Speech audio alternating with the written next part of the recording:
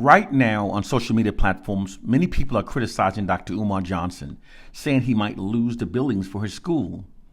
Some believe that this is the beginning of his downfall, comparing it to what happened to young Pharaoh and Brother Polite. Some of these critics are using the struggles of these men to attack the entire black conscious community. Sadly, many of these people don't know that they've been manipulated to think in ways that goes against their own self-interest.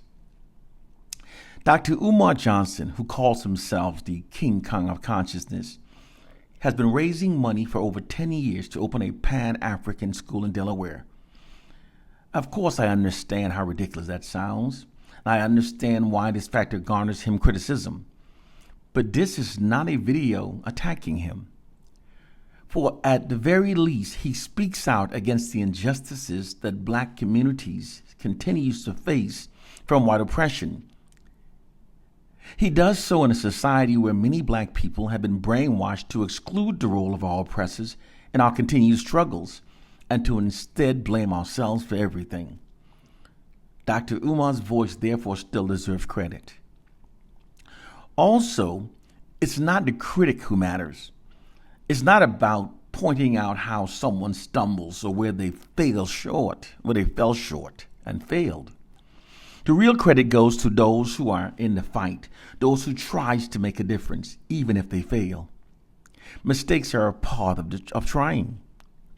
If Dr. Umar fails, at least he tried to speak for those who don't have a voice. That effort matters more than doing nothing. For that reason, I won't bash Dr. Umar Johnson. However, I do believe that Dr. Umar is wrong to think that building one school alone creates major changes for black people. Thinking that one school will defeat white supremacy is like spitting in a lake and expecting it to change the direction of the water. It's just not enough. We will not defeat modern systems of oppression with one school, nor outdated marches or foot marches.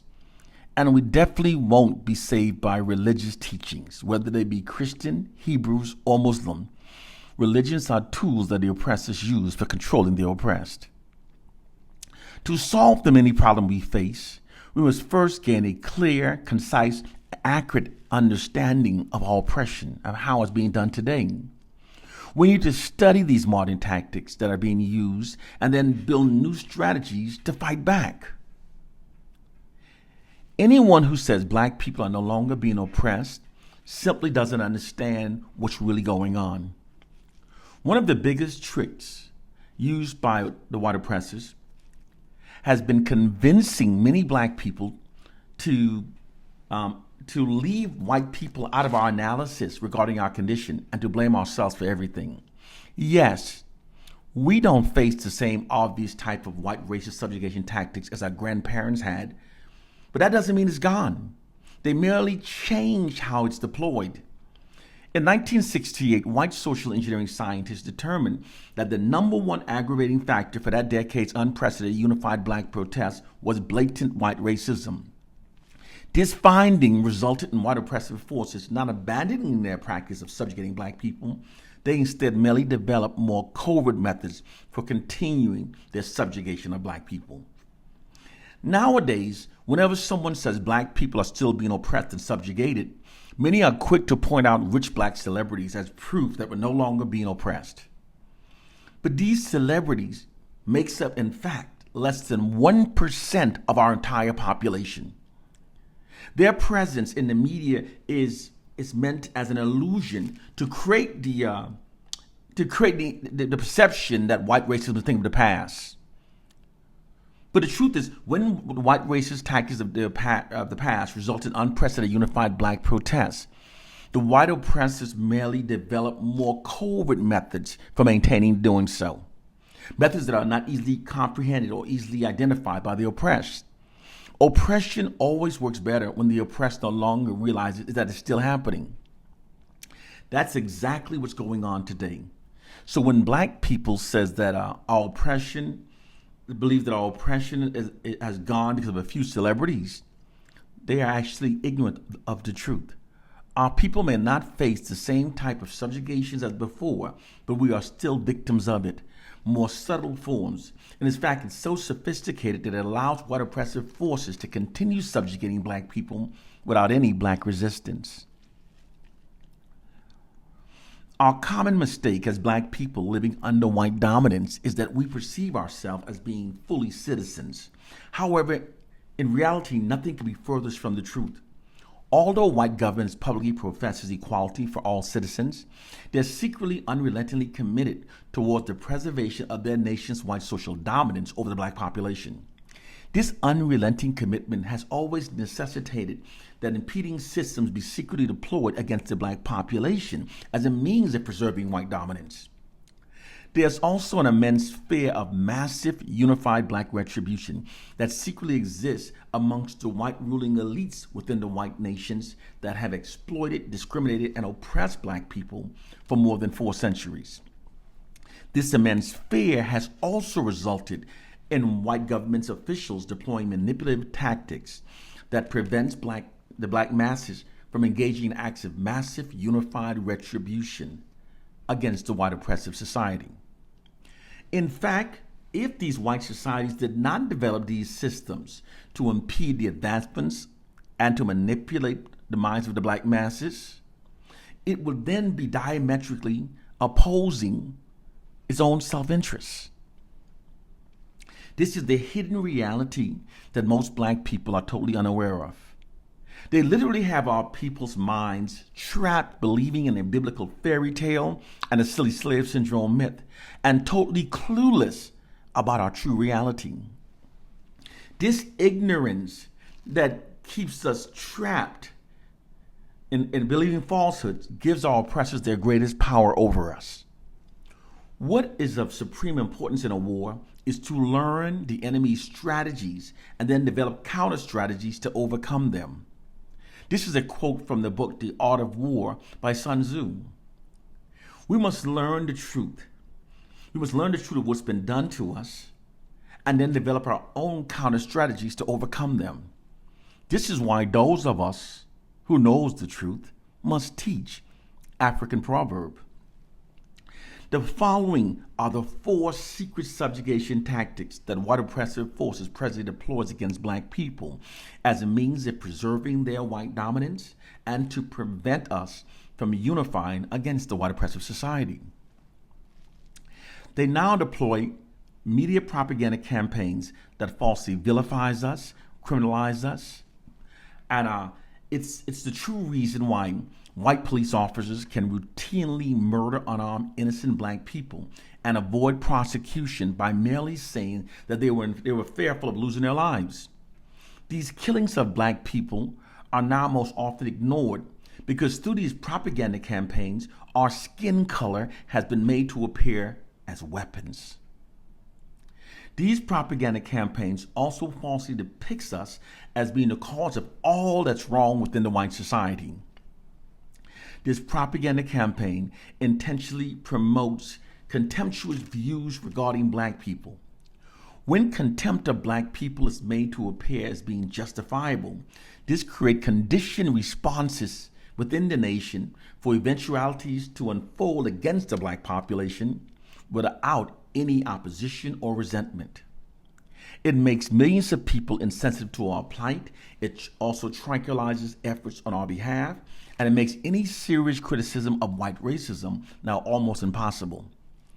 This propaganda warfare tactic is known as manufactured consent to mistreat. It's an old Nazi propaganda tactic that the Nazis used against the Jews. The oppressor's depiction of the oppressed is never a true one. It's always negatively distorted to serve the oppressor's hidden nefarious agendas against the oppressed. They also now prevent black protests from growing into massive threat against the white establishment by perpetually gaslighting us. The term all life matters in response to the Declaration of Black Lives Matters is not some random statement. It was deliberately created by government agents. Nowadays, whenever black people attempt to protest any mistreatment by the white establishment, it responds It will never legitimize our grievances. They will instead always respond by presenting counter narratives that undermines the black protest. It is a distraction tactic known as gaslighting warfare. Gaslighting warfare is an insidious form of mental abuse wherein which the grievances of the oppressed is never acknowledged nor legitimized. Information is instead always twisted, spun, and or selectively omitted to always favor the oppressors. The oppressors routinely create distracting narratives that benefits themselves. Within this counter tactic, the white establishment is never acknowledged the grievances of the black population. The white establishment is never morally wrong, and the black oppressed is never acknowledged as morally correct. This is continued until the black oppressed begin to question our reality. Many black people begin to doubt their reasons for protesting, thinking that if our cause is not being recognized by the dominant white society, then perhaps it lacks merit.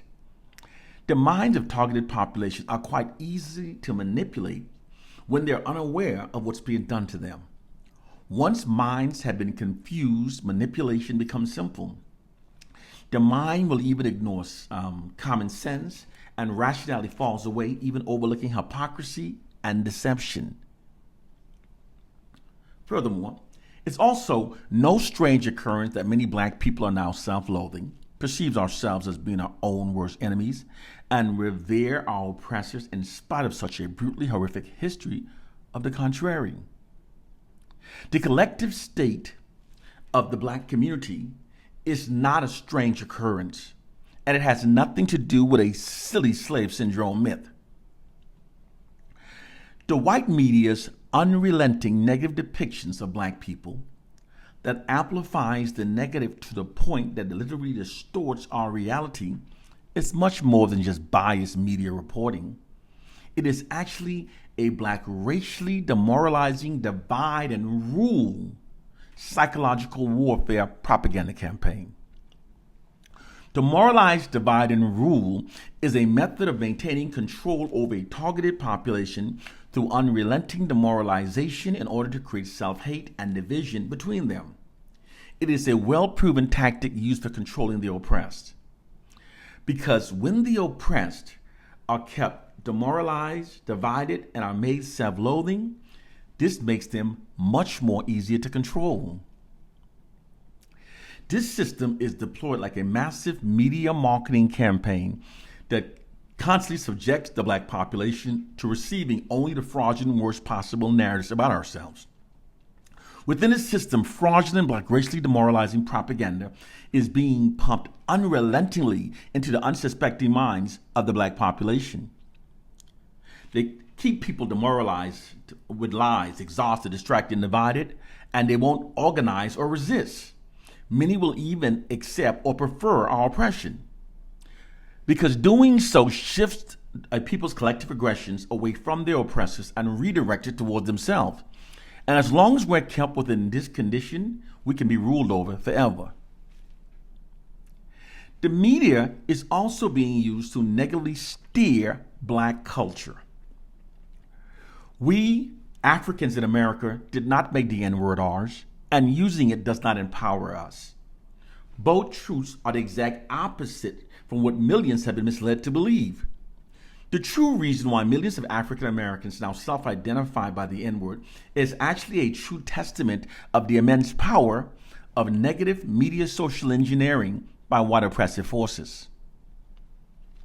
Most people naively believe that the media reflects our reality, but in truth, the truth is we imitate what we learn from the media. A group's identity is greatly shaped by how they repeatedly see themselves depicted within the media and the narratives they receive about themselves. People often, their behaviors align with those narratives, and they become those derogatory media depictions of themselves that they accept as being their reality. The fact is, whoever controls a people's narratives and media images controls their culture. Because the white society controls our narratives and media images, white oppressive forces exploit this fact to manipulate the collective minds of black people to think in ways that undermines our own interests while serving and protecting the interests of the white society. It's a true science known as media social engineering. They socially engineered us to self-identify ourselves by the N-word because it conditions us to perceive ourselves through a false, inherent, inferior identity that aids the white society in maintaining its social dominance and social capital over our lives. Once they've conditioned millions of us to self-identify ourselves by the N-word, they no longer need change to hold us down or to hold us back. Negative media social engineering is also, in addition to that, they withhold virtually all black racially affirming facts from us during our entire education and development. And then by dumbing down our music and our media images, white social engineering scientists have conditioned millions of us to perceive ourselves through a false, inherent, inferior identity that aids the white society in maintaining its social dominance and social capital over us. Media social engineering is also why millions of us now call our women's by the B word, the H word, sags our pants, and glorifies pimps. This isn't scapegoating, it's the damn truth. The damn truth that'll keep many of our minds ignorant from seeing. The system isn't broken. It's working as intended. The system of white supremacy now works like a well-oiled machine, and it prevails by keeping the black masses clueless of how it actually works. Therefore, there's no black resistance. The system of white supremacy always works best when the black victims no longer recognizes how it works. A profound challenge that we face is that the system has made the ignorant ones overconfident and has made the intelligent ones self-doubting. This allows the beliefs of the ignorant ones to prevail, keeping our community trapped, believing in dumb shit. Brothers and sisters, it's time to wake up to our reality. One love and peace.